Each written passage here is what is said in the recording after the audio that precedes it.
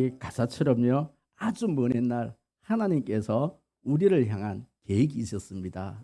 여러분, 오늘 이 메시지가 여러분 오늘 제가 설교하려고 하는 모든 어떤 메시지의 요지입니다. 오늘부터 제가 이제 시간이 되는 데까지 이 에베소서를 이제 살펴볼 텐데, 이 에베소서는요, 바울이 옥중에서 기록한 옥중서신입니다. 여러분, 옥중서신은 바울이 기록한 이 옥중서신은 빌립보서, 골로새서, 빌레몬서, 오늘 에베소서. 여러분, 감옥에서 그렇게 바울이 이렇게 편지를 쓴 내용인데요.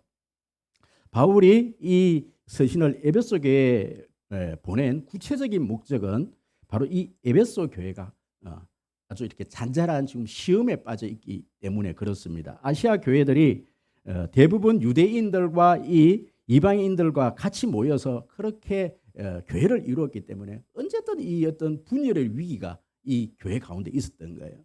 여러분, 이 초대교회의 교회들이 많은 어떤 그런 어려움들이 많았습니다. 여러분, 고린도 교회 같은 경우는 참 이렇게 은사 문제, 또 송사 문제, 정말 이 세상에서도 없는 어떤 근친상간, 성적인 문제, 여러 가지 어떤 생활적인 문제, 어떤 신앙생활적인 문제로 이 고린도 교회가 굉장히 어려움을 겪었습니다. 그런데 이 에베소 교회는요, 겉으로 이렇게 드러나는 어떤 그런 어려움은 없었어요. 그런데 이 초대교회들이 다 그러했듯이 굉장히 어떤 이단의 어떤 그런 어떤 공격을 받으면서 어떤 신앙적인 문제, 여러분, 기독론, 예수 그리스도가 누구신가, 구원이 무엇인가, 복음이 무엇인가, 이 어떤 근본을 뒤흔드는 일들이 이 초대교회에 많은 일들이 일어난 거예요. 그래서 그 중에서도 이 에베소 교회는요, 어떤 기독론 뿐만 아니라 여러분 구원론 뿐만 아니라 교회가 무엇인가, 교회가 어떻게 세워졌는가, 교회론.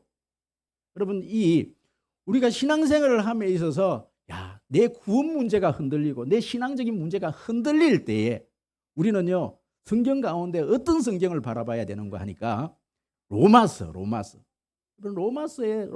이렇게 깊이 묵상을 하다 보면요, 로마서는 이 교리 문제, 구원이 무엇인가는 사실 에베소보다 훨씬 많은 부분을 이 로마서가 우리에게 알려주고 있어요. 구원의 문제, 그렇기 때문에 이 에베소서는 바로 이 로마서의 어떤 작은 어떤 요약본이다 할 만큼 이 로마서를 잘 요약해 놓은 책이 바로 이 에베소서입니다. 그렇습니다. 그렇기 때문에 이 에베소서의 구조는 어떻게 되어 있는 거 아니에요? 1장에서 3장까지는 교리편, 또 4장에서 6장까지는 바로 실천편, 신앙생활면을 이야기하고 있습니다. 그래서 1장에서 3장까지는 어떤 교리를 다루고 있는 거 아니? 우리가 어떻게 하나님의 자녀가 되었는가? 성도가 무엇인가? 교회가 무엇인가? 그러면 어떤 정체성의 이야기를 하고 있어요. 아이덴티티, 나는 누구인가? 여러분, 우리가 인생을 살면서요, 내가 누구라는 어떤 정체성을 정확히 알고 나면요, 그럼 내가 어떻게 살 것인가라는 문제는요, 답이 나오는 겁니다. 그래서 4장, 5장, 6장에 대해서는 이 교리를 가지고 내 정체성의 어떤 문제를 다루었다면 교회는 어떻게, 교회가 무엇인가, 교회는 무엇을 하는 공동체인가, 이 실천편을 얘기하는 것이 바로 이 뒷부분입니다. 그렇기 때문에 여러분, 이 에베소서를 살펴볼 때는 어찌 보면은 우리가 전반부 1장에서 3장까지를 살펴볼 때는요, 굉장히 좀 딱딱할 수가 있습니다. 여러분들이 이해하기가요, 제가 이 설교를 하고 나면은요, 많은 분들이 저를 찾아와야 됩니다. 도대체 목사님, 도저히 이해가 되어지지 않습니다. 이게 뭡니까? 그러면서 제가 오늘 한꺼번에 이 이야기를 다 드릴 수가 없는 부분이거든요. 그렇기 때문에 여러분들이 지금부터 저하고 이제는, 물론 이 부분이 많은 부분이 해결되신 분들도 계시지만 아직까지 자신의 어떤 구원의 문제, 내가 하나님의 자녀임에 대해서 늘 의심이 가고 한 번씩 이렇게 구원이 흔들릴 때, 또 구원이 무엇인가라는 이 문제에 대해서 이 에베소서를 살펴보는 가운데 해결되어지는 역사가 있기를 소원합니다. 그리고 이 에베소는요, 지금의 터키 지방에 있는 바로 터키 지방에 있는 이 부분이 바로 에베소 지역입니다. 소아시아의 정치 문화, 또 상업의 중심지였고 교통의 중심지였습니다. 지금 트르키에라는 이름으로 지금 불려지고 이 터키 지방이 바로 에베소 지역인데요. 바로 다이애나 이 여신 대신전이 있는 곳이기 때문에 이 에베소 교회는 우상 문제, 우상 제물 문제 이런 문제도 굉장히 지금 대두되어 있습니다. 그래서 이 에베소 교회는 바울이 2차 전도 여행 때에 이곳을 잠시 방문한 적이 있는데 이 잠시 방문하고 이 바울이 3차 전도 여행 때는요 3년 동안 이 에베소 교회에서 머물면서 여러분 두란노 서원 뭐 들어보셨죠? 이 두란노 서원에서 정말 많은 말씀을 강론했던 곳이 바로 이 에베소입니다. 여러분 그래서 이 에베소서를 잘 배우면요 참 우리가요 신앙의 체계가 완전히 잡힙니다. 특히 바울은 몸, 성전, 신랑, 신부뿐만 아니라 병사들 이런 어떤 비유를 들어갖고 참 많은 어떤 비유를 통해서요 교회론을 설명을 하고 있습니다. 교회는 하나님이 원하시는 교회는 어떠해야 하는가? 여러분 교회가 무엇인가? 여러분 그러므로 우리가 이렇게 참 신앙생활을 하면서 많은 분들이 참 이렇게 이 교회를 이해하지 못하면요 내가 왜 교회를 다녀야 될까? 얼마 다니지 못해서 늘 거기에 대한 어떤 갈등이 있을 수 있고 또 오랫동안 신앙생활을 하시던 분들도 이 어떤 신앙의 해이에 빠지고 매너리즘에 빠져서 굉장히 내 신앙의 어떤 활력도 없고 그냥 시들시들 하신 분들은요 다시 한 번 더 나는 누구인가? 교회가 무엇인가? 교회는 무엇하는 공동체인가? 그럼 여기에 대해서 새롭게 새롭게 이렇게 말씀을 듣고 그 말씀에 대해서 여러분 반응하지 않으면요 우리는 언젠가는 교회를 떠나고 맙니다. 교회론이 정확하지 않으면 내가 누구인지를 모르면요 언제나 우리는요 내 정체성을 잃어버리면 항상 방황할 수밖에 없습니다. 내가 지금 방황하고 있다는 것은 아직까지 내 정체성이 흔들리라는 거예요. 교회가 무엇인지를 잘 모르고 있다는 증거이죠. 그래서 오늘 이 본문의 말씀은 바로 여러분 오늘 이 본문의 말씀은요 3절에서 6절까지 7절에서 12절까지 또 13절 14절까지 성부 하나님, 성자 예수님, 성령 하나님께서 삼위일체 하나님께서 우리에게 어떻게 구원을 이루셨는가? 그럼 이 속에 삼위일체 하나님이 이 속에 다 담겨져 있어요. 그럼 구원은 그냥 이루어진 것이 아니라 삼위일체 하나님의 역사 가운데 여러분 이루어진 줄 믿습니다. 그래서 여러분 우리가 오늘 이 본문 이 말씀을 듣기 전에요. 참 이 기독교의 어떤 신비 중에 하나가 우리가 믿고 있는 이 하나님은 참 신비로우신 하나님입니다. 그 세상에 어떤 종교에서도 없는 세 분이 하나이다. 그럼 예전에 영어 문법책 삼위일체라는 영어 문법책 우리 세대, 이 젊은 세대는 전혀 모르시면요. 저희 세대만 해도 이거 빨간 문법책 삼위일체라는 영어 문법책이 있었습니다. 그 영어 문법책 그 문법책이 삼위일체라는 이 단어를 세상 사람이 사용을 하고 있는데 그것이 어디에서 나왔느냐면요. 이 지금 에베소서에서 나온 삼위일체 하나님. 여러분 우리 신학교에서 제일 참 이해하기 어려운 것은 하나님을 이해함에 있어서 성부 하나님, 성자 예수님, 성령 하나님이 삼위로 계신데 자리가 세 개로 이렇게 계신데 이분이 동등한 지위를 가지고 아들이라 그래서 어떤 속해 있는 것이 아니라 동등한 위치를 가지면서 한 하나님이라고 이야기하는 거예요. 여러분 이것은 신비 중의 신비입니다. 우리가 믿는 하나님은 어떤 하나님? 여러분 나중에 이제 속으로 하면서 이제 저하고 많은 부분을 저하고 이렇게 막 질문도 하고 여러 가지 어떤 의문을 가져와야 될 게 뭐냐면 바로 삼위일체 하나님. 어떻게 이게 가능합니까? 이제 이런 질문들을 가지고 와야 되는 겁니다. 어찌됐건 우리가 믿는 하나님은 어떤 하나님? 우리가 믿는 하나님은 어떤 하나님? 삼위일체 하나님은 우리가 믿는 하나님입니다. 성부 하나님, 성자 예수님, 성령 하나님. 그래서 오늘은 바로 이 구원 사역은 한 분 하나님에 의해서 계획된 것도 아니고 여러분 이 우리의 계획은 삼위 하나님께서 언제? 여러분 이 세상이 만들어지기도 전에 아주 먼 옛날 하나님께서 우리를 향해서 큰 계획을 가지고 계셨던 거예요. 이 세상을 만들 계획을 하나님은 이 세상이 만들어지기 전에 하나님은 삼위 하나님께서 모여갖고 야 이제 우리가 이런 세상을 한번 만들어보자. 하나님은 그 계획 속에 계획을 가지시고 만드셨다라는 거예요. 그 계획 속에 이 세상뿐만 아니라 저와 여러분들을 만들 계획도 하나님께서 미리 하나님께서 알고 계셨고 만들 계획을 가지고 계셨다라는 겁니다. 그래서 오늘 우리가 첫 번째로 살펴봐야 될 것이 뭐냐면 우리의 계획은 우리의 구원은 어떻게 이루어졌는가. 첫 번째 그 어떤 질문에 대한 답이 뭐냐면은 성부 하나님의 주보를 잠시 이렇게 살금 이렇게 여러분들이 주보를 살금 보고 들어오시면 여기 대답을 할 수 있었을 텐데요. 우리의 구원은 성부 하나님의 예정으로 여러분 오늘 이 보시면 3절에 보시면 찬송하리로다 하나님 곧 우리 주 예수 그리스도의 아버지께서 그리스도 안에서 하늘의 모든 신령한 복을 우리에게 주시되 우리에게 신령한 복을 주신 분은 성부 하나님이신데 그 성부 하나님은 예수님의 아버지이시자 오늘 저와 여러분의 아버지이십니다. 여러분 신령한 복이라는 것은 구약시대 때는 어떤 일시적인 어떤 물질적인 복을 이야기하고 있지만 신약시대에서는 이것은 분명히 신령한 복은 영적인 복을 의미합니다. 그래서 오늘 이 본문에 보시면 택하사라는 이 말과 뿐만 아니라 예정이라는 말과 계획이라는 이 말이에요. 등장을 하는데 특히 그 중에서도 이 예정이라는 이 말씀은 4절, 9절, 11절에 계속해서 예정에 대해서 말씀을 하고 있습니다. 그렇기 때문에 우리가 먼저 한번 이 부분을 읽고 한번 넘어가도록 하겠습니다. 4절, 9절, 11절 다 같이 시작. 그 창세전에 그리스도 안에서 우리를 택하사 우리로 사랑 안에서 그 앞에서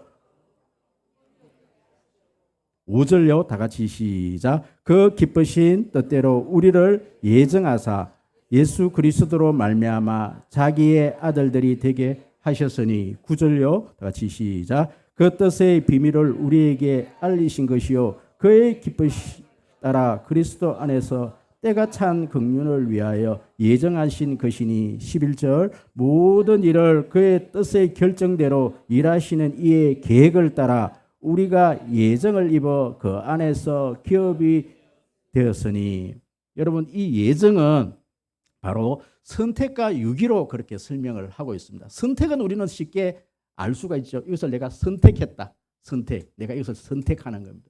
유기는요. 유기견. 버리는 것을 우리는 유기라 그래요. 분명히 이 예정은 하나님의 선택과 하나님의 유기가 있습니다. 여러분 성경에 보시면 하나님은요. 예정하셨는데 하나님께서는 이스라엘 민족을 선택하시고 다른 이방 민족을 유기하셨습니다. 여러분 이스라엘 민족 가운데서 다 하나님께서 이스라엘 민족을 다 선택하신 것이 아니라 하나님은 이삭의 아들 중에 야곱은 선택하셨고 에서를 유기하셨습니다. 미워하신 게 아니에요. 그냥 버리신 거예요.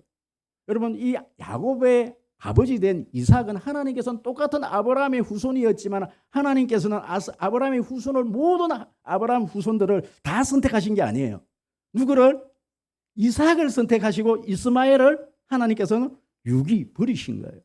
하나님은 다윗을 선택하셨고 하나님은 사울을 유기 버리셨습니다. 이렇게 이야기하니까 많은 분들이 이 예정교리에 대해서 오해를 하십니다. 그럼 하나님은 불공평하신 하나님 아닙니까? 누구는 선택하시고 누구는 버린 거. 하나님은 너무 불공평하신, 하나님은 공평하신 하나님, 하나님은 공의의 하나님이시다고 그렇게 말씀하시는데 하나님은 불공평하신 하나님입니다. 그럼 예정을 잘못 이해하면 이렇게 나오는 거예요. 뿐만 아니라 예정을 잘못 이해하면 또 이렇게 나오는 거예요. 하나님께서 예정해 놨는데 구원받을 자를 예정해 놨는데 우리가 할 일은 아무것도 없지 않느냐? 우리의 노력은 아무것도 필요하지 않지 않느냐? 이런 질문이 나오게 되는 것이죠. 그렇기 때문에요. 오늘은 이 예정을 다 제가 설명을 할 수는 없지만 이 예정을 이해하기 위해서는 반드시 두 가지를 반드시 이해를 해야 되는데 그 첫 번째가 뭐냐면 하나님의 절대 주권입니다. 뿐만 아니라 칼빈의 5대 교리 중에서 이 앞부분에서 선택 교리를 이해하기 위해서는 이 칼빈의 5대 교리 중에서 3가지 교리를 먼저 이해를 해야 됩니다. 제가 먼저 그 부분에 대해서 설명을 합니다. 여러분 하나님의 절대 주권. 여러분 그렇게 구약시대 때부터 그렇고 오늘날도 그렇고 많은 사람들이 하나님께 이 질문을 한 거예요. 하나님 불공평하지 않느냐? 왜 하나님은 야곱을 선택하고 에서를 버리셨느냐? 하나님 불공평한 하나님 맞습니까? 여러분 그런 의문 안 드세요? 저는 신학교 들어가기 전에 신학교 다니면서도 늘 지금도 이런 부분에 대해서는요. 저도 아직도 고민을 하고 있습니다. 하나님은 불공평하신 하나님인가? 송명이시는 하나님을 공평하신 하나님이라고 그렇게 찬양하는데 여러분 하나님 공평하신 하나님이세요? 내가 이런 고난을 받는데 하나님은 저 사람은 너무나 아무 고난도 없는 것 같은데 하나님은 늘 저 사람하고 내하고 비교를 해보니까 하나님 공평하지 않는 것 같아. 그럼 구약시대도 그렇고 신약에도 그렇고 많은 사람들이 이 부분을 가지고 하나님께 그런 질문을 한 거예요. 하나님 왜 그러세요? 왜 그러세요? 그때마다 하나님께서 대답하신 내용이 있는 거예요.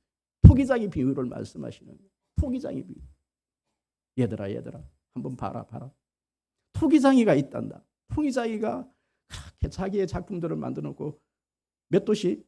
800도시, 1000도시에 되는 이 가마에 이렇게 가마를 구워 놓고 이 토기장이가 밖에 이렇게 자기 작품들을 꺼내놓고 망치 하나를 들고 과감없이 어떤 토기는 그냥 깨버리는 거예요. 어떤 토기는 야 이거 정말 잘된 토기구나. 잘된 어떤 그릇이구나. 그러면서 따로 옆에 옮겨 놓는 거예요. 그래서 우리가 물어요. 아니 그 아까운 거를 왜 깨버리십니까? 저를 주시지요. 그런데 토기장이는 어떻게 얘기합니까? 아니요. 깨어야 됩니다. 뭘 위해서? 진짜 작품을 위해서 이 내가 기대하지 않았던 내가 생각하지 않았던 그 어떤 내 기대에 미치지 않은 그릇은 어떻게? 깨어버리는 거예요. 여러분 그것을 우리가 그 깨는 기준을 알 수 있습니까? 없습니까? 알 수가 없는 거예요. 누구 마음? 토기장. 제가 이 토기장이 비유 이야기를 하면서 말씀을 드리면서 또 한 가지 늘 하는 게 있습니다. 여러분 그게 뭐냐면 여러분 한번 스스로 한번 대답을 한번 해보십시오. 여러분들은 과일을 이렇게 사왔을 때 과일 썩은 과일부터 먼저 먹습니까? 아니면 좋고 성한 과일부터 먼저 먹습니까? 다 다르더라고요. 어떤 분은 꼭 썩은 과일부터 먼저 먹는데요. 어떤 분들은 항상 그 과일 중에서 제일 좋은 과일을 먼저 먹는데요. 그런데 그분 보고 왜 당신은 썩은 과일을 먼저 먹습니까? 여러분 답이 있습니까? 누구 마음대로? 먹는 사람 마음이지. 그걸 가지고 왜 당신은 썩은 과일부터 먼저 먹으라고 썩은 과일부터 먼저 먹으라고 얘기할 다른 사람은 그게 개입할 여지가 없어요. 또 한 가지 더 이야기하는 게 있습니다. 엿장수는 과일을 몇 번 칩니까? 5번 치라는 어떤 5번 치라는 법이 있어요, 없습니까? 없습니다. 주인 마음이에요, 주인 마음. 엿장수 마음이지요. 물론 그렇다고 하나님이 엿장수라는 말씀 아닙니다. 하나님 마음이에요. 거기에 대해서 우리가 여러분 피조물은 조물주에 대해서 나를 만드신 주인에 대해서는 뭐라고 말할 자격이 없는 겁니다. 이것은 하나님의 절대 주권입니다. 하나님은 이스라엘 백성을 선택하고 다른 이방 민족을 하나님께서 버리시는 것은 하나님의 뜻에 의해서 주인의 뜻에 의해서 결정된 사실입니다. 아멘 잘 안 되어지시죠? 아직까지 인정은 잘 안 되어지시죠? 좋습니다. 가는 데까지 가봅시다.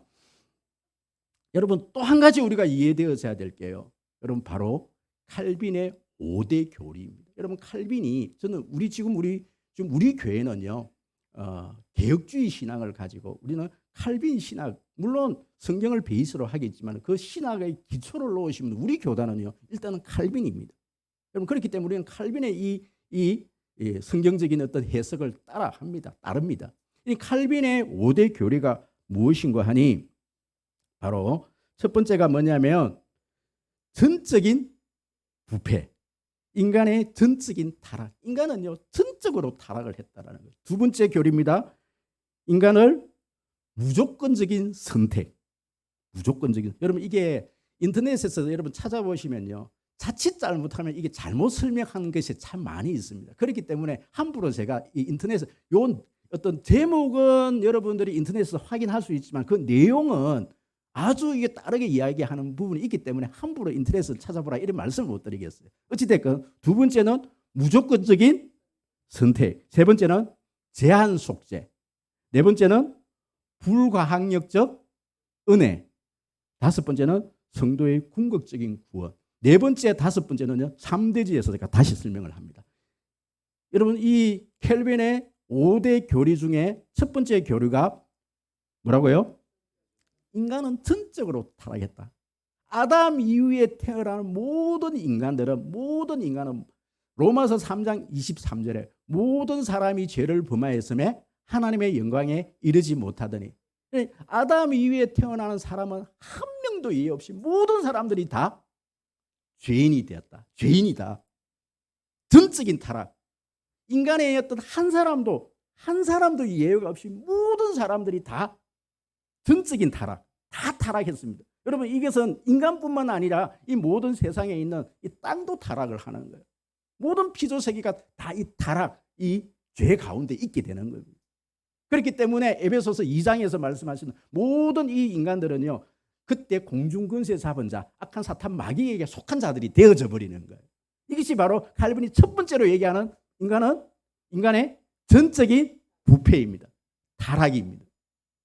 두 번째 교리, 무조건적인 선택.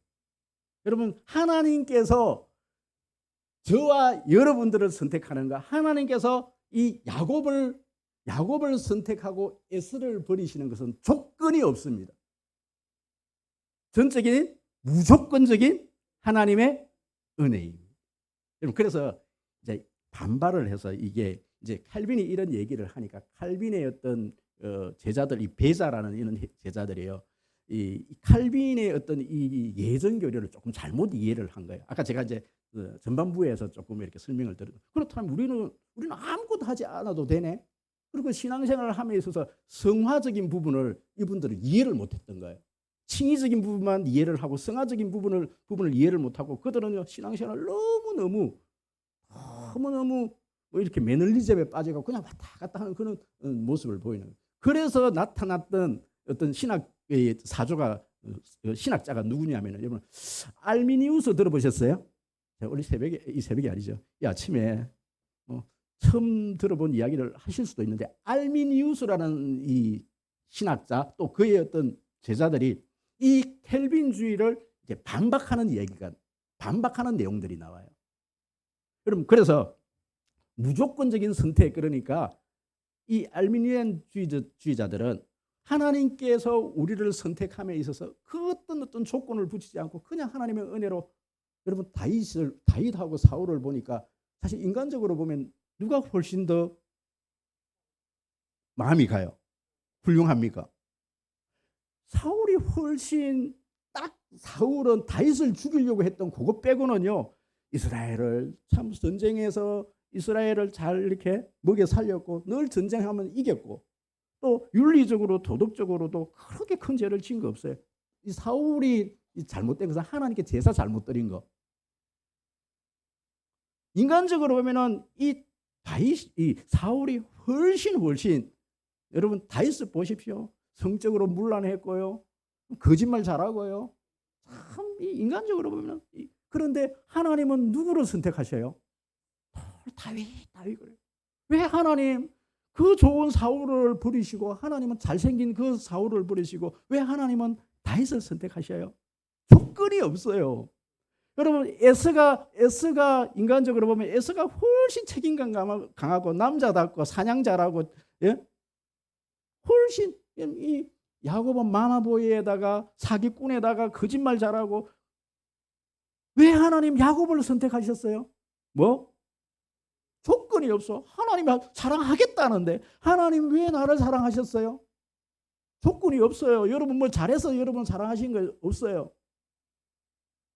여러분, 그런데요, 알미니안들은 이 무조건적인 선택에서 인간의 이 선택은 그거 아니다.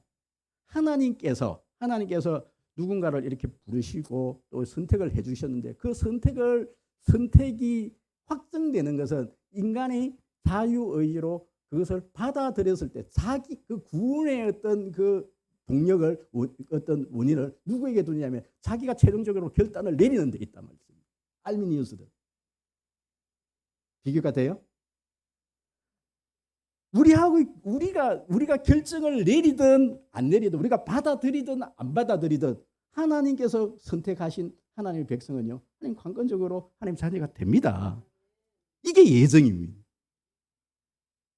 여러분, 이게 구원받은 하나님의 자녀로서 구원받아 본 사람들은요, 이게 얼마나 큰 은혜인지 알아요. 나는 아무것도 뭐 구원받을 조건이 아무것도 없는데 하나님께 간건적으로 나를 붙들어 뿌린 거예요. 하나님께서 아브라함을 보고 그날 불러 뿌리니까 끝나 뿌리는 거예요. 그 아브라함이 뭘 해서 그런 게 아니라 말씀이에요. 그래서 지금 한국 교회에 많은 한국 교회가 지금 뭐 때문에 지금 이렇게 지금 힘이 드느냐면요, 이 구원론에 대해서 그런 거예요. 자꾸만 우리는 신앙생활 자꾸 뭘 열심히 해야 된대.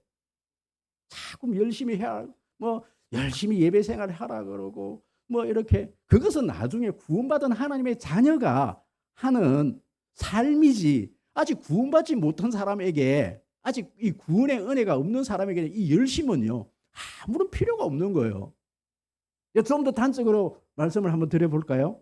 자꾸 우리가 전도를 할 때 술 먹고 있는 사람, 담배 피고 있는 이 사람들을 이 사람들에게 전도를 해보면 이 사람들이 대부분 하는 이야기가 뭡니까? 내가 아직 술을 못 끊었는데 그걸 끊어야만이 어떤 선한 어떤 자신의 어떤 조건을 갖춰야만이 교회에 올 수 있다, 구원받는다, 이런 사상이 있는 거예요. 우리도 전도를 할 때 그런 게 있는 거예요. 그럼 그렇지 않아요. 술을 먹고 있기 때문에, 지금 제 가운데 있기 때문에 우리는 어디로 와야 돼요? 하나님께로 와야 되는 겁니다. 하나님을 만나야 내 삶이, 술이 끊기고 우상숭배가 끊기고 담배가 끊어지고 성령의 역사로 끊어지는 것이지, 내가 그걸 끊고 오는 게 아니라 말씀이에요. 물론 그 사람들은 얼마나 끊고 싶겠어요. 또 그런 어떤 사상이 나쁜 건 아니에요. 그죠?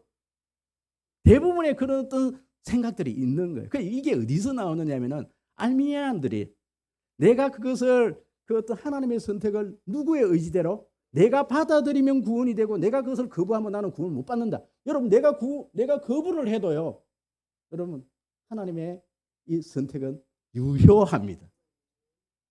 할렐루야.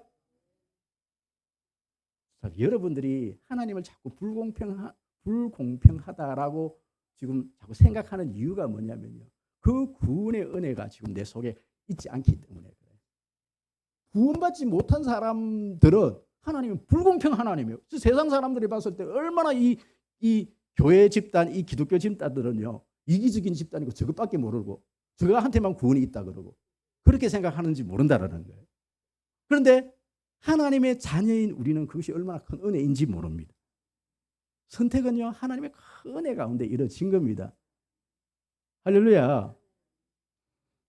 세 번째, 제한 속죄. 여러분, 제한 속죄라는 것이 뭐냐면 그리스도의 죽음은 선택된 자들에게만 구원이 있다라는 거예요. 여러분, 이 만인 구원설, 하나님은 이 모든 인류들을 다 구원하기 위해서 이 땅에 오셨다. 그럼 그거 아니에요. 이것 때문에 또 많은 분들이 저한테 막 항의하고 와야 됩니다. 그럴 수 있습니까? 근데 사실은 교회 안에서 지금 여기에 앉아 계신 분들이 저한테 올 게 아니에요. 만약에 이렇게 제가 세상 밖에서 이렇게 설교를 해놨다면 세상 사람들이 저보고 돌을 던지려고 와야 되는 거예요. 왜요? 보시면 여러분, 우리가 지금 역사 가운데서도 다 구원받은 게 아니라 말씀이에요. 하나님은 누구는 버렸고 누구는 선택하셨다. 여러분, 그것은 제한 속죄입니다. 여러분, 이 예정이라는 것은 꼭 우리의 구원이 내가 구원받았냐 받지 않았냐의 문제가 아니라요, 창세 전에 하나님께서 그 구원 계획을, 인간의 어떤 그 실수에도 불구하고, 어떠한 실수를 해도, 인간이 어떤 뭐 선악과를 따먹고 어떤 그런 실수를 해도 하나님은 그 구원 계획, 예수 그리스도를 뭐 하셨다? 계획하셨다, 예정하셨다. 뿐만 아니라 성령도 구약시대 때부터 하나님은 이 성령을 보내주시기로 예정하셨다. 다 하나님의 계획 속에 있다라는 겁니다. 예정이 어느 정도 이해가 되십니까? 여러분, 이해가 조금 부족하면요, 저를 찾아오시고 또 우리 소그룹에서 또 해결을 해야 됩니다. 저도 사실은 이 부분을 100% 다 이해했다, 저는 그렇게 생각지 않습니다. 어제도 제가 우리 그 공부하는 우리 목사님들하고 2-3시간을 이 문제를 가지고 통화를 하면서 같이 이야기를 나누고 또 나누고 나는 내가 이해한 대로 내가 설교를 해야 되겠다. 우리 교수님이 말씀하시는 이 부분은 제가 이해하기가 좀 어렵습니다. 그럼 제가 이해한 부분 여기까지. 여러분, 그리고 저도 지금부터 또 고민합니다. 여러분, 이게 여러분의 구원의 문제이기 때문에 저와 여러분의 구원의 문제이기 때문에 이 부분이 아직까지 믿어지지 않고 하나님이 불공평 하나님 아직 그 예정이 나에게 그 어떤 하나님의 그 은혜가 그 선택이 은혜로 감사로 다가오지 않으면요. 지금 내 속에서 지금 제 설교를 들으면서 막 속이 막 불불 끓으면서 아니 저렇게 설교할 수 있나? 여러분 그분들은 반드시 저를 찾아오셔야 돼요. 왜요? 왜 그러냐면은 그 은혜가 이 선택이 하나님을 믿는 하나님의 자녀에게 얼마나 큰 확신을 주고 또 우리에게 소망이 되느냐면요. 그것이 있으면 생명이 있으면 그렇게 되어지는데 생명이 없으면 이것은 굉장히 무서운 이야기거든요. 지금 무서운 얘기입니다. 자, 그래서 첫 번째로 우리의 구원은 성부 하나님의 무엇으로? 예정으로. 여러분 예정은 계획하심으로 하나님이 그 옛날 아주 먼 옛날 우리를 향한 그 계획, 구원 계획, 예수 그리스도를 계획하셨고 저와 여러분들을 구원할 하나님의 계획 가운데 선택 가운데 이루어진 줄 믿습니다. 그렇다면 이제 두 번째 하나님의 이 구원은 어떻게 이루어지는가? 두 번째 성자 예수님의 구속, 다른 말로 속량으로 7절 말씀 다 같이 읽습니다. 시작. 우리가 안에서 그의 은혜의 풍성함을 따라 그의 피로 말미암아 구속, 속량, 곧 제사함을 받았으니. 여러분, 이게 이번 성경에도 이 부분을 구속이라고 안 하고 속량이라고 그렇게 속량이라는 단어를 지금 쓰고 있습니다. 속량이라는 뜻이 뭡니까? 한 양, 두 양, 돈을 이것을 샀다. 돈으로 샀다. 속량이라는 거예요. 돈을 지불했다. 우리의 생명값으로 하나님께서 값을 치렀다. 속량, 속죄. 여러분, 죄에 대해서는 죄의 결과는 우리는 반드시 대가를 치러야 되는데 그 죄의 대가는 뭡니까? 죽음입니다. 죄 삭선 사망이다. 여러분 히브리서 9장 21절에서 22절은 또 뭐라고 말씀하는지 한번 읽어볼까요? 다 같이 시작. 또한 이와 같이 피를 장막과 섬기는 일에 쓰는 모든 것에서 뿌렸느니라. 율법에 따라 그의 모든 물건이 피로서 정결하게 되나니 피 흘림이 없은적 사함이 없느니라. 모든 어떤 성물도 마찬가지고 모든 우리도 성도라고 그러지 않습니까? 구별됐다. 하나님께서 성도를 부르실 때는 반드시 피 흘림의 대가를 치르고 우리를 사셨습니다. 할렐루야. 구약시대 때는 여러분 하나님의 계획 가운데 예수님을 이 땅에 보내실 어떤 계획을 가지시고 하나님은 이 예수님이 오시기 전까지는 하나님께서는 그 제가를 일시적으로 히브리서에서 말씀하시는 것은 그것이 완전하지 않은 제사에 대해서 이야기를 하고 있는 거예요. 계속해서 일시적으로 그냥 단회적으로 하나님께서는 이 구약시대 때는 짐승을 잡게 한 거예요. 여러분 성경 가운데 여러분은 이 성경 가운데 어느 성경이 가장 어렵던가요? 많은 분들이 성경 가운데 레위기가 어렵다. 여러분 오늘 가서 다시 레위기를 한번 보세요. 레위기서 1장에서 5장까지만 그렇게 잘 정리가 되고 나면 그 5장에서 번제, 소제, 화목제, 속죄제, 속건제에 대해서 5가지 제사에 대해서 이야기를 하는데요. 인간이 지을 수 있는 모든 죄에 대해서는 하나님께서는 그 죄를 용서하는 방법으로 제사를 준 거예요. 예수님이 오시기 전에는 제사라는 이 제도를 준 거예요. 그럼 제사 가운데 그 5가지 제사 중에서도 소제라는 것은 바로 곡식을 빻아서 드리는 거예요. 곡식으로 드리는 거예요. 하나님은 곡식으로도 받아주셨어요. 곡식도 죽는 거니까. 하지만 가장 중요한 제사는 번제로 드려지는 것이고 반드시 그 제사에는 뭘 잡아와야 돼요? 짐승을 잡아와야 돼요. 돈이 없으면 여러분 아브라함 같은 경우는요 양을 잡지 않아요. 보통 이 아브라함이나 이 제단을 살 때는 새를 잡아옵니다. 새를. 그게 뭐냐면은 사실 이 양은 값이 나가요. 값이 비싸니까 양살 돈이 없는 사람은 여러분 그것을 비둘기, 특히 비둘기를 많이 잡았는데요. 이 비둘기를 성경에서는 반구라 그래요. 반구. 반구. 저 산에서 비둘기라도 잡아오라는 거예요. 그러면 그 비둘기를 잡거나 양을 잡으면 그 양을 제사장에게 가지고 가면 그 양머리에다가 어떻게 합니까? 증가. 네 죄를 그 양머리에다가 증가를, 양에게 증가를 시키는 거예요. 그러면은 본인이 잡기도 하고 제사장이 잡기도 하고 죽여야 돼요. 피를 흘려. 피 흘림이 없으면 내 죄가 용서가 되어지지 않아요.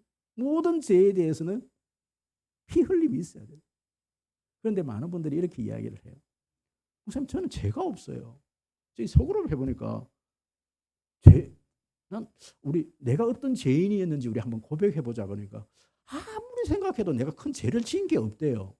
내가 그래서 그렇게 얘기할 때 내가 뭐라고 얘기한 줄 아십니까? 그게 죄다고. 죄 없다고 얘기하는 그게 죄다니까요. 여러분, 우리는 태어나면서부터 우리는 죄를 가지고 영적으로 죽은 상태, 그 죄 때문에 죽었던, 영적으로 우리는 우리 영이 죽은 상태, 죄 때문에 우리는 아예 죽은 사람입니다. 태어날 때부터 우리 영은 죽은 상태로 태어나는 겁니다. 죄 때문에. 뿐만 아니라 여러분 가만히 이렇게, 여러분 제가 자꾸 이 죄 얘기하니까 많은 분들이요, 이렇게 얘기하면 죄책감에 또 사로잡히는 분들이 있어요. 여러분, 이것은 죄책감 사로잡히라고 제가 드리는 말씀이 아닙니다. 우리는 근본적으로 우리는 죄인이었습니다.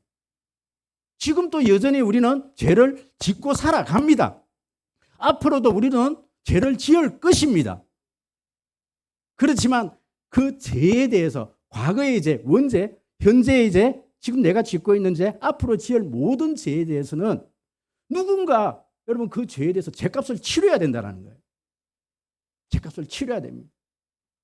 그래서 구약시대 때는 짐승을 잡아서 내 죄를 전가시켜서 죽였지만 이제는 그렇게 할 수가 없는 거예요. 없는 겁니다. 그래서 예수님이 단번에 자신의 아들을 이 땅에 보내셔서 죽이심으로 말미암아 모든 인류의 죄를 용서해 주신 거예요. 과거에 이제 내가 근본적으로 태어나면서 가지고 있는 그 죄가 용서되었던 겁니다. 용서되었습니다. 예수님의 십자가에 죽으심으로 그 죄가 완전히 용서되었습니다. 지금 내가 짓고 있는 이 거짓말도 용서됩니다. 앞으로 지을 죄도 그 십자가 피로 분명히 다 해결됩니다. 그것이 바로 하나님께서 예수님을 통해서 우리에게 하신 일이십니다. 그것이 예전 가운데 하나님은 자신의 아들을 죽이실 계획을 가지고 계셨던 거예요. 여러분, 그렇기 때문에 그런데 보십시오. 분명히 예수님께서 그렇게 우리의 죄 문제를 해결해 놓으셨는데 그 예수 그리스도의 그 십자가 보혈이 나와 상관이 없는 분이 있단 말씀입니다. 여전히 그것이 내한테 적용되어지지 않는 분이 있단 말씀이에요. 세상 사람들이 왜 하나님의 자녀가 구원을 못 받느냐? 그건 나무 일이에요. 지금 나무 일이란 말이에요. 내하고는 아무 상관없는 일이란 말이에요. 에이, 거짓말하고 있네. 꽁치고 있네. 어떻게 그 죄가 다 용서돼? 말도 안 되는 소리야. 여러분, 모세가 광야에서 불뱀이 물려서 이 사람들이 막 불평하다가 불뱀이 물렸잖아요. 그때 모세가 기도를 해요. 하나님, 이렇게 다 죽일 수는 없습니다. 하나님, 좀 살려달라고. 그랬더니 하나님께 방법을 하나를 가르쳐 주셨어요. 그게 뭡니까? 노뱀을 장대에 달아가고 높이 달아라. 그리고 백성들에게 말해라. 이 불뱀에 물린 사람마다 저 노뱀을 바라보고 하나님 잘못했습니다. 살려주세요. 용서만 구하면 바로 그 독이 빠지고 살 것이다. 여러분, 그렇게 선포를 해줬어요. 하나님께 방법을 가르쳐 주셨어요. 그런데 여러분, 그 광야에서 불뱀에 물린 사람 중에 어떤 사람들은요, 말도 안 되는 소리야. 그거 쳐다본다고 어떻게 살아? 다 죽는 거예요. 다 죽는. 여러분, 하나님이 세상을 이처럼 사랑하사 독생자를 주셨으니 이는 저를 믿는 자마다 멸망치 않고 영생을 얻게 하려 하심이니라. 하나님께서 우리에게 이 노뱀 대신 예수님을 이 땅에 우리에게 그 죄를 용서해 주기 위해서 네 모든 죄를 용서해 주겠어. 예수님께서 십자가에 달려 돌아가셨다. 영접하는 자 곧 그 이름을 믿는 자에게는 하나님 자녀가 되는 권세를 줄게. 하나님께서 말씀으로 약속을 딱 해줬는데요. 이게 내게 아니에요. 안 믿긴다니까요. 그냥 농담으로 생각을 해버리는 거예요. 여러분, 여기서 중요한 개념 하나를 또 여러분들은 반드시 여러분들께서 정리를 해 놓으셔야 되는 게 있습니다. 서울대를 졸업하시고 우리 총신에서 그렇게 교수로 지내시다가 지금 미국에서 웨스트민스터에서 교수로 계시면서 우리나라 어떤 신학자들 중에서도 세계적으로 인정하는 신학자 한 분이 계셔요. 그분이 누구냐면은 김세윤 교수입니다. 그분의 책 중에 구원은 무엇인가? 복음은 무엇인가? 여러분 그 책이 유명한 책이 있습니다. 제가 그 책을 가지고 참 많이 강의를 했습니다. 여러분 그 김세윤 교수의 구원은 무엇인가라는 책은 반드시 읽어야 되는데 여러분 그 책에 보면 내포적 대신이라는 이 용어 하나를 정리를 해요. 내포적 대신. 예수님께서 십자가에 돌아가신 사건은 내 죄를 내포해서 나를 대신해서 죽으신 사건이 십자가 사건이다. 예수님께서 십자가에 죽으실 때 내 죄가 그게 다 내포되어 있다. 내 죄를 함께 십자가에 못 박았다. 나를 대신해서 못을 박았다. 이것이 무슨 용어냐 하니까 내포적 대신이라는 용어입니다. 그렇기 때문에 바울은 이 내용, 사실 이 김세윤 교수는 이 바울의 어떤 그 신학을 가지고 그 책을 쓴 거거든요. 이 바울은 그 부분에 대해서 뭐라고 얘기하느냐 하면 갈라디아서 2장 20절 이야기를 하는 거예요. 내가 그리스도와 함께 십자가에 못 박혀 죽었나니 이제 내가 산 것이 아니요 내 안에 그리스도께서 산 것이다. 그래서 바울이 늘 고백하는 것이 뭐냐면은 나는 날마다 십자가에서 나를 죽인다. 여러분 이게 날마다 나는 육체 가운데 지금 내 육체는 살아가지만 내 속에 사시는 분은 누구다? 그리스도다. 나는 없습니다. 나는 죽어야 되는데 내가 불쑥불쑥 내가 나타나니까 그날은 그 하루는 여러분 바울이 그래서 고백을 하는 거예요. 내 마음속에 나는 매일매일 그 대사도도 내 마음속에는 두 마음의 법이 싸우고 있다. 성령의 법과 육체적인 소욕. 내 자아가 매일같이 싸우고 있는데 그 하루라도 어떤 성령의 자아, 하나님의 성령인 그 내 육체적인 자아를 죽이지 않으면 눌리지 않으면 나는 내가 불쑥불쑥 드러나는 거예요. 여러분 왜 우리가 지금 매일매일 살아가다가 자꾸만 넘어지고 오늘 또 실패했습니다. 천부여 의지 없어서 손 들고 옵니다. 자꾸 이런 고백을 하는가 하니까 하루하루 매일매일 나를 죽이지 못해서 그래요. 나를 십자가에 예수님께서 십자가에 죽으셨는데 여전히 나를 못 죽이는 거예요. 그럼 저도요, 내가 살아있는 주간은요, 저도 부부싸움 해요. 옆에 사람하고 또 싸운다니까요. 여러분, 직장에 가면 여러분, 내가 죽지 않으면 또 싸운다니까요. 내 육체가 더 강하기 때문에. 그래서 이제 나중에 이 부분은 나중에 이제 성령으로 이제 해결되어져야 되는 거예요. 성령으로. 자, 이제 시간이 많이 갔기 때문에 오늘 할 수 없습니다. 마지막 이 부분을 우리가.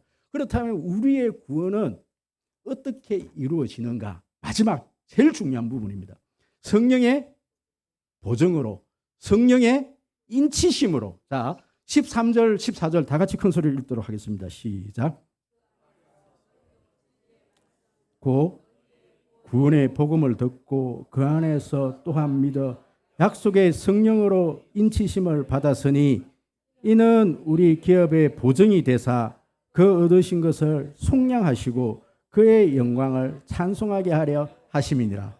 자, 이제 여러분 보시면 칼빈의 이 5대 교류 중에 네 번째 교류가 불가항력적 은혜, 다섯 번째 교류가 성도의 궁극적 구원. 불가항력적 은혜. 여러분 이것은 불가항력이다 이런 뜻은 뭡니까? 내가 거부할 수 없다. 내가 아무리 거부해도 성령께서 그 구원을 이루시면 이루어진다. 이게 뭐냐면 성령의 사역입니다. 성령께서 우리 마음속에 들어와서 성령이 하는 일이 뭐냐면은 성령은요 진리 가운데 우리를 거하게 하시고 하나님의 말씀을 깨닫게 하고 예수 그리스도를 믿게 하는 겁니다. 여러분 성경적인 근거가 그럼 지금 요한복음 15장 26절, 요한복음 16장 13절, 요한복음 3장 33절, 고린도후서 1장 22절. 지금 시간이 없어서 제가 이렇게만 말씀을 드리고 나중에 다시 한 번 더 주부에 내드리도록 하겠습니다. 그럼 이게 뭐냐면 여기서 이 내용들이 뭐냐면 성령은 우리를 진리 가운데로 인도하십니다. 성령은 우리를요 하나님의 말씀을 깨닫게 하시는 겁니다. 죄를 깨닫게 하시는 겁니다. 예수 그리스도를 믿는 걸요 내 의지대로 되어지지 않아요. 성령께서 우리 마음속에 찾아오셔갖고요 여러분 믿게 하시는 거예요. 그런데 그렇다면 저와 여러분들이 내가 구원받았다는 증거가 어딨냐? 오늘 본문에 보니까 성령이 우리에게 보증을 해주셨다. 성령이 우리에게 뭐 했다? 인을 쳐주셨다. 인치셨다는 것은 여러분 인감도장을 계약서 안에 인감도장을 찍어주셨다. 이런 내용이고 보증을 되어주셨다. 그러면 혹시 은행에 가고 돈을 한번 빌리러 가본 적이 있으십니까? 제가 신혼부부 때 은행에 돈을 빌리러 갔더니요 보증인을 데리고 오라는 거예요. 지금만 해도 뭐 신용보증 이런 것이지만 여러분 그때 신학생이 무슨 신용이 있었겠습니까? 돈 100만 원을 못 빌리던 그때 전세자금 1,600만 원을 빌리려고 하니까 보증인을 데리고 오라는 거예요. 이제 사실 어머니에게 그 말씀을 못 드려갖고 제가 누구에게 갔느냐, 우리 사촌 형님, 지금 우리 사촌 형님에게 갔었어요. 그때 우리 사촌 형님에는 동생이 한 명 있었는데 탕자 같은 동생이 한 명 있었는데 아버지 재산을 갖고 다 떨어먹고 왔기 때문에 그 형님이 사촌 형님이 와갖고 돈을 빌려달라 그러니까 형수님이 안 돼 이래갖고 그 상태. 그런데 내가 사촌 형님한테 가갖고 형님 제가 이런 사정 때문에 보증 좀 서주세요. 그랬더니 우리 형수님이 우리 형님에게 살짝 이렇게 얘기하고 저 대름은 서줘도 돼. 빨리 가서 해줘. 이래갖고 1,600만 원을 빌려갖고 16년 동안 매달 10만 원씩 저번 달에 다 끝났습니다. 대단하지요. 저도 대단하지요. 빚 다 갚았다니까요. 1,600만 원. 제가 이 소식을 제가 형님한테 제일 전화를 하고 싶은데 전화를 못 드렸어요. 형님 끝났습니다. 형님 보증이 끝났습니다. 참 그때 참 고맙더라고요. 나를 위해서 누군가 보증을 써갖고 돈을 빌려주세요. 이런 보증이라는 것은 그런 의미를 가지고 있어요. 보증. 여러분 뿐만 아니라 여러분 인감도장은요 함부로 남에게 주는 게 아니에요. 어떤 계약서에 있어서 내 모든 권리를 계약서 안에서 담을 때 그것을 확정짓는 게 뭡니까? 인감도장. 하나님께서 우리에게 인쳐 주셨다. 하나님께서 우리에게 보증이 되어 주셨다. 우리가 하나님의 자녀이다라는 증거가 뭐냐면은 성령이 내 마음속에 오셨다라는 증거. 그러면 하나님 이 성령이 내 마음속에 있다라는 그 보증이 어디 있습니까? 여러분 제가 누누이 말씀드리는 거. 여러분 지금 하나님을 아빠 아버지라고 부를 수 있습니까 없습니까? 보증입니다. 성령이 내 마음속에 계시다라는 확증입니다. 인치심입니다. 그것으로 구원받는 거예요. 여러분 보십시오. 이제 말씀을 정리할게요. 시간이 너무 많기 때문에 말씀을 정리합니다. 여러분 하나님께서는 삼위일체 하나님께서 모든 것들을 계획하셨어요. 하나님께서는 예수님도 계획하셨고 또 성령님도 계획하셨고 예수님을 이 땅에 보내실 것도 계획하셨고 성령님도 보내실 것을 하나님께서 창세전의 디자인 하나님께서 계획하셨어요. 그런데 이것을 실질적으로 실행하신 분은 누구십니까? 교회를 세우시고 저와 여러분을 부르시고 어떤 그것들을 이루신 그 구원을 이루신 분은 누구십니까? 성자 예수님. 예수님이 그 일을 십자가에 죽으심으로 그 일을 해결해 놓으십니다. 그렇지만 예수를 믿고 하나님의 자녀가 되는 것은 성령이 하시는 거예요. 성령은 지금도 여러분 예수님은 그것으로 지금 2000년 전에 예수님께서 십자가에 돌아가시고 지금 우리 곁에 계시지 않아요. 하지만 여전히 하나님은 우리 곁에 계십니다. 무엇으로? 성령. 그 성령께서 성령 좀 뒤쪽에 좀 할 말이 많이 있지만 그거는 다음번에 하는데 여러분 보셔야 될 게 이제 우리가 오늘날 우리가 살아가면서 여러분 이것은 다 이루어 놓으신 거잖아요. 하나님께서 계획해 놓으셨던 거. 또 예수님께서 하신 일 벌써 끝난 일이에요. 그렇지만 그 끝난 일들이 지금 나에게 유효되어지는 것, 지금 역사되어지는 것은 여전히 우리 가운데 누구의 역사? 성령의 역사. 여러분 교회는요 성령을 빼버리면요 이것은요, 교회는 죽은 교회가 되어버립니다. 오늘도 성령이 임재하심을 느끼시고, 여러분 느끼셔야 돼요. 함께 하셔야 합니다. 임마누엘 대신 그 성령님이 오늘 함께 하시는 그 하나님이 여러분과 동행되어지기를 주의 이름으로 축복합니다. 하나님